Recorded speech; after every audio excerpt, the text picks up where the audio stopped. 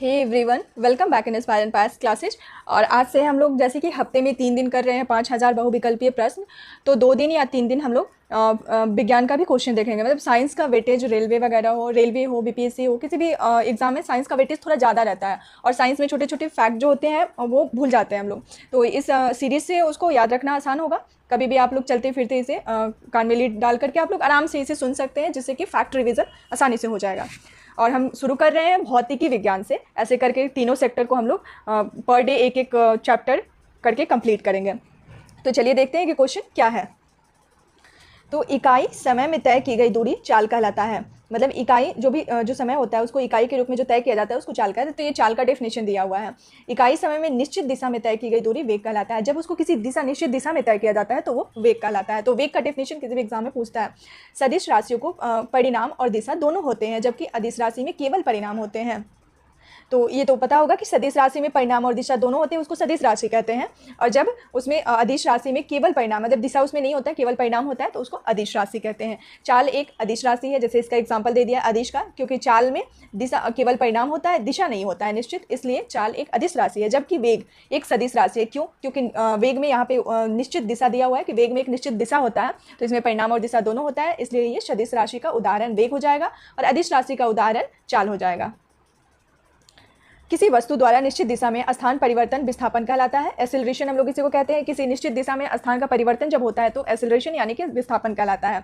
विस्थापन शून्य हो सकता है, लेकिन तय की गई दूरी शून्य नहीं होता है। क्या कभी आपने सुना है कि कोई दूरी 0 किलोमीटर तय किया है? तो कभी भी दूरी न माइनस होता है न शून्य होता है, हमेशा पॉजिटिव में होता है। लेकिन विस्थापन क्या होता है कि शून्य हो सकता है। अगर कोई सामान कुछ लिए खड़े है, कुछ देर तक खड़े रहे, तो उसका विस्थापन 0 ही होगा। तो विस्थापन याद रखना है फैक्ट कि विस्थापन जो है वो शून्य हो सकता है, लेकिन दूरी कभी शून्य और निगेटिव नहीं हो सकती है। वेग में प्रति इकाई समय में होने वाले परिवर्तन को उस पिंड का त्वरण कहते हैं। यहाँ पे त्वरण का डेफिनेशन दिया है कि ये वेग की इकाई में होने वाले परिवर्तन को क्या कहते हैं, तो उस पिंड का त्वरण यानी कि एक्सेलरेशन कहते हैं। त्वरण और विस्थापन दोनों ही सदिश राशि है। यहाँ पे दे दिया है कि त्वरण और विस्थापन दोनों ही सदिश राशि है। क्यों सदिश राशि है? क्योंकि सदिश राशि में परिणाम और दिशा दोनों होता है, तो त्वरण में और विस्थापन में दोनों में परिणाम और दिशा दोनों होता है, इसलिए ये दोनों सदिश राशि है। न्यूटन के प्रथम गति के नियम के अनुसार कोई वस्तु गतिशील है तो वह गतिशील और स्थिर है, तो वह स्थिर ही रहना चाहती है जब तक कि उस पर कोई बाहरी बल ना कार्य करे। तो यहाँ पे बताया कि न्यूटन के प्रथम गति का नियम क्या है। तो प्रथम गति का नियम यही होता है कि किसी गतिशील वस्तु को जब तक उसमें अवरोध ना डाला जाए तब तक वो गतिशील अवस्था में ही रहना चाहता है। जैसे किसी टायर को देख लो, एक बार चला के छोड़ दो, जब तक उसे कोई अवरोध ना है बीच में, तो वो चलते ही रहेगा। तो ऐसे ही जब किसी अवरोध बीच में आ जाए तो वो मतलब वो अवरोध क्या, वो एक बाहरी बल हो गया। तो बाहरी बल जब कार्य करता है तो वो प्रथम गति हो जाता है। विराम के जड़त्व के कारण रुकी हुई गाड़ी को अकस्मात चलने से यात्री पीछे की ओर झुक जाते हैं। तो जब गाड़ी अचानक से स्टार्ट होता है तो यात्री जो बैठे रहते हैं वो पीछे की ओर झुक जाते हैं। तो ऐसा क्यों होता है? तो विराम के जड़त्व के कारण होता है। और गति के जड़त्व के कारण चलती हुई गाड़ी को अचानक रुकने पर यात्री आगे की ओर झुकते हैं। तो ये गति का जड़त्व और विराम का जड़त्व दोनों बहुत ही कंफ्यूजन पैदा करता है, इसलिए इसे ध्यान में रखना होगा कि जब यात्री पीछे की ओर झुकते हैं तो वो विराम का जड़त्व होता है। लेकिन जब चलती हुई गाड़ी को अचानक रोक दिया जाता है, तो आप लोगों ने ऐसा महसूस किया होगा कि जब गाड़ी रुकती है तो लोग आगे की तरफ झुकते हैं, तो वो गति का जड़त्व होता है। विराम के जड़त्व के कारण डंडे से प्रहार करने पर कोट की धूल झड़ जाती है। कभी हम लोग ठंडे के दिन में रजाई को भी कभी कभी आप लोग डंडे से मारने पे उससे क्या धूल निकलता है। तो क्या होता है वो कि विराम के जड़त्व के कारण डंडे से प्रहार करने पर कोट की धूल झड़ जाती है, तो वैसे धूल झड़ जाता है। न्यूटन के प्रथम गति नियम से बल की परिभाषा प्राप्त होती है। बहुत ही ज़्यादा इंपॉर्टेंट है, क्योंकि ये किसी भी एग्जाम में फ्रिक्वेंटली पूछता है कि बल की परिभाषा जो है वो न्यूटन की किस नियम से निकलती है। तो ये न्यूटन के प्रथम गति के नियम से बल का परिभाषा प्राप्त होता है। बल वह भौतिक कारण है जो किसी वस्तु पर लगाकर उसकी अवस्था में परिवर्तन लाता है या लाने की चेष्टा करता है। तो बल क्या है कि भौतिक कारण, ऐसा भौतिक कारण है कि किसी वस्तु पे उसकी अवस्था में परिवर्तन लाना है, तो वो क्या होता है? बल होता है। जैसे कि कोई भी काम करो तो उसमें बल लगता है। जैसे कोई भारी सामान उठाओ, इधर उधर स्थानांतरण करो, तो उसमें बल का प्रयोग होता है। किसी पिंड द्वारा इकाई समय में ध्रुवांतर पर बनाया गया कोण कोणीय वेग कहलाता है। तो जब कोई एक पिंड है जो कि किसी इकाई समय में ध्रुवांतर पे कोण बनाएगा तो उसको कोणीय वेग कहते हैं। ये सिंपल कोणीय वेग का डेफिनेशन दिया हुआ है। कोणीय वेग का मात्रक क्या होता है? तो रेडियन प्रति सेकंड। ये मात्रक बहुत जरूरी है। कोणीय वेग का मात्रक याद रखना है कि रेडियन प्रति सेकंड होता है। न्यूटन का जो प्रथम गति है, प्रथम गति नियम को जड़त्व का नियम या गैलीलियो का नियम भी कहते हैं। तो ये तीनों नाम याद रखना होगा कि न्यूटन के प्रथम गति के नियम को और क्या क्या कहते हैं। तो न्यूटन के प्रथम गति नियम को जड़त्व का नियम भी कहा जाता है और गैलीलियो का नियम भी कहा जाता है, क्योंकि गैलीलियो ने ही यह नियम दिया था इसलिए। किसी वस्तु की मात्रा और वेग के गुणनफल को संवेग कहते हैं। तो ये संवेग का डेफिनेशन हो गया। न्यूटन के द्वितीय गति नियम के अनुसार किसी वस्तु के संवेग में परिवर्तन की दर उस वस्तु पर आरोपित बल के समानुपाती तथा द्रव्यमान के व्युत्क्रमानुपाती होता है और त्वरण की दिशा के बल की दिशा में होती है। तो ये न्यूटन की गति का दूसरी गति का जो ये डेफिनेशन दिया हुआ है। न्यूटन की द्वितीय गति के नियम से बल का व्यंजक प्राप्त होता है। तो याद रखना है कि हमने प्रथम गति से न्यूटन की प्रथम जो नियम था उससे क्या निकला था, बल का परिभाषा निकला था, और यहाँ न्यूटन की द्वितीय गति से बल का व्यंजक प्राप्त होता है। यदि कोई बल किसी वस्तु पर बहुत ही कम समय तक कार्यरत रहे तो बल और समय के गुणनफल को उस वस्तु का आवेग कहते हैं। तो यहाँ ये अंतर है कि ये डिफाइन किया हुआ है कि बहुत ही कम समय तक कार्यरत बल और समय के गुणनफल को वस्तु का आवेग कहा जाता है। जिस बल की परिणामी शून्य नहीं होता है उसे असंतुलित बल कहा जाता है। न्यूटन के तृतीय गति नियम के अनुसार प्रत्येक क्रिया के बराबर परंतु विपरीत दिशा में प्रतिक्रिया होती है। तो ये तृतीय गति के नियम का डेफिनेशन है कि प्रत्येक क्रिया के बराबर परंतु विपरीत दिशा में प्रतिक्रिया होती है। संवेग संरक्षण के सिद्धांत के अनुसार यदि कणों के किसी समूह पर कोई बाह्य बल नहीं लग रहा हो तो उस निकाय का कुल संवेग अपरिवर्तित होगा। कि मतलब जब तक किसी संवेग संरक्षण के सिद्धांत का ये नियम है कि कणों के ऐसे समूह जब तक किसी बाह्य बल का उस पर यूज ना हो तो कुल संवेग अपरिवर्तित रहेगा। अभिकेंद्रीय बल यानी कि सेंट्रीपिटल फोर्स वस्तु वृत्ताकार मार्ग पर चलती है तो उस बल पर वृत्त के केंद्र की ओर कार्य करता है तो अभिकेंद्रीय बल होता है। क्या होता है अभिकेंद्रीय बल? कि जब कोई वस्तु वृत्ताकार मार्ग पर चलती है, गोल गोल ऐसे चलती है, जैसे कुआं में बाइक को कभी कभी सर्कस में हम लोग देखते हैं कि कुआं में बाइक चलता है, तो क्या होता है कि उसका जो बल होता है वो केंद्र की ओर कार्य करता है, तो वो क्या होता है अभिकेंद्रीय बल यानी कि सेंट्रीपिटल फोर्स होता है। वहीं बात करें अपकेंद्रीय बल का यानी कि सेंट्रीफ्यूगल फोर्स का, तो ये प्रतिक्रिया जो है वो बल वृत्ताकार पथ पर चलमान वस्तु द्वारा अन्य वस्तु पर लगता है, मतलब इसका जो है ना वो बाहर की तरफ बल लगता है। अब केंद्रीय बल में पृथ्वी का सूर्य के चारों ओर घूमना तथा इलेक्ट्रॉन का नाभिक के चारों ओर घूमना अभिकेंद्रीय बल का उदाहरण है। तो अभिकेंद्रीय बल का एक उदाहरण दिया हुआ पृथ्वी के सूर्य के चारों ओर घूमना तथा इलेक्ट्रॉन के नाभिक के चारों ओर घूमना। कपड़ा सुखाने की मशीन तथा दूध से मक्खन निकालने वाली मशीन अपकेंद्रीय बल है, ये अपकेंद्रीय बल का उदाहरण है। बल द्वारा एक पिंड को एक अक्ष के पारितः घूमने की प्रवृत्ति को बल आघूर्ण कहा जाता है। तो ये बल आघूर्ण का डिफिनेशन दिया हुआ है कि बल द्वारा एक पिंड को जब एक अक्ष के पारितः घूमता है, प्रवृत्ति होती है उसकी घूमने की, तो उसको बल आघूर्ण कहते हैं। बल आघूर्ण एक सदिश राशि है और इसका मात्रक न्यूटन मीटर होता है। सदिश राशि है क्योंकि इसमें परिणाम और दिशा दोनों होता है, इसलिए ये सदिश राशि है और इसका मात्रक न्यूटन मीटर होता है। किसी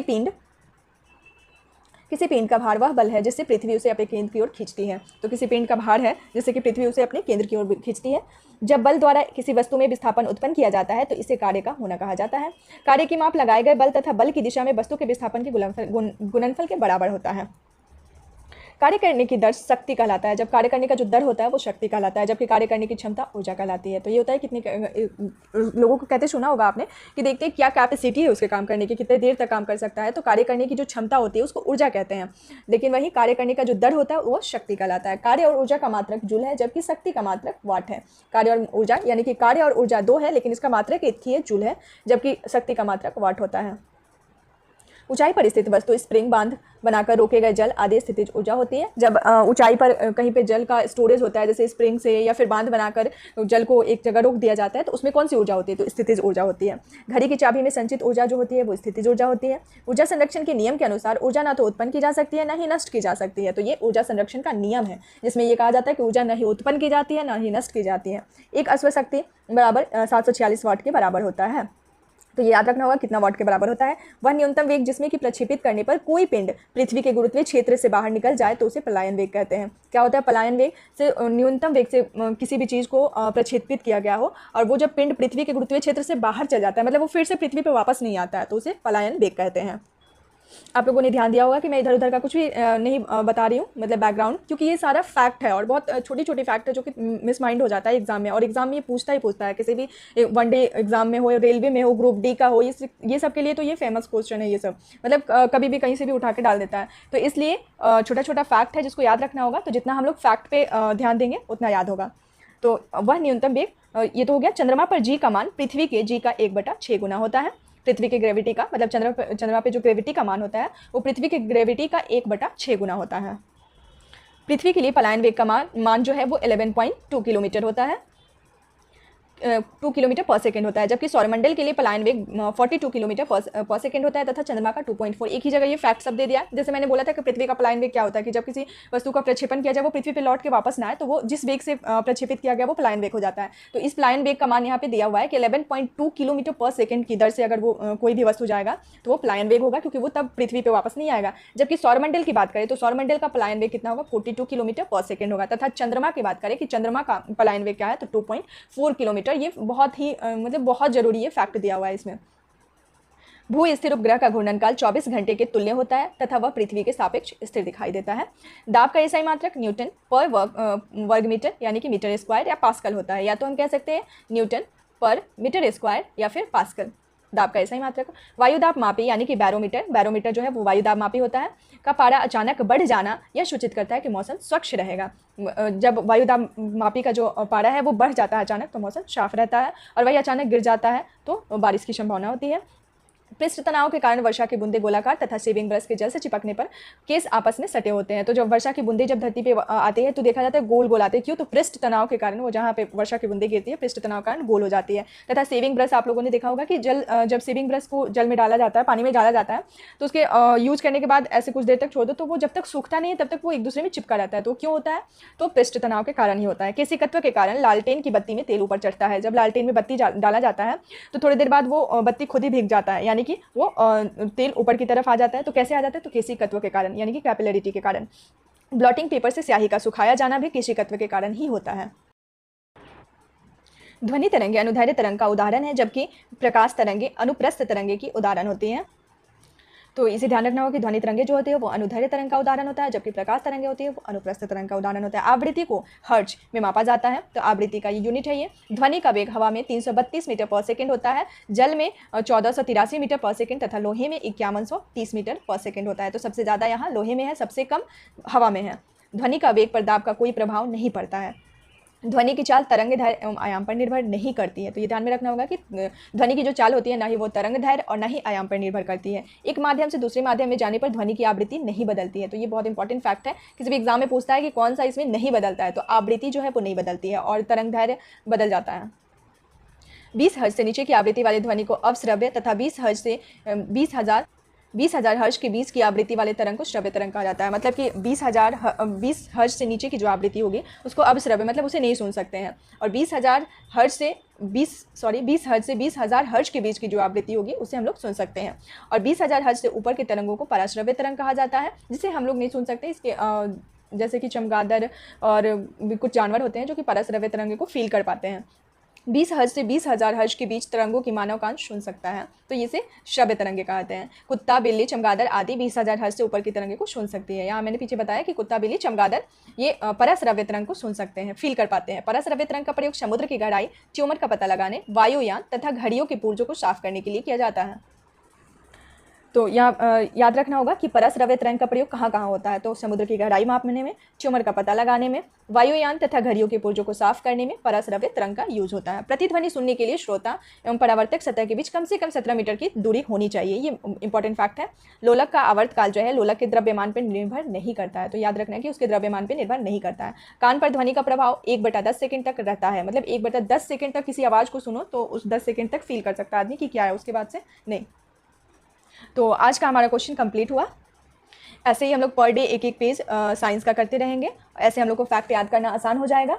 और प्लीज़ अगर आप लोग को मेरा ये इनिशिएटिव अच्छा लग रहा है तो मेरे चैनल को सपोर्ट करें, लाइक और सब्सक्राइब करें और अधिक लोगों के साथ शेयर भी करें, ताकि इससे मेरा भी मोटिवेशन बना रहे और मैं आप लोगों के साथ आगे भी जुड़ी रहूँ, ऐसे ही फैक्ट का रिवीजन करवाते रहूँ। तो मिलते हैं फिर नेक्स्ट सीरीज के साथ नेक्स्ट वीडियो में। Thanks for watching.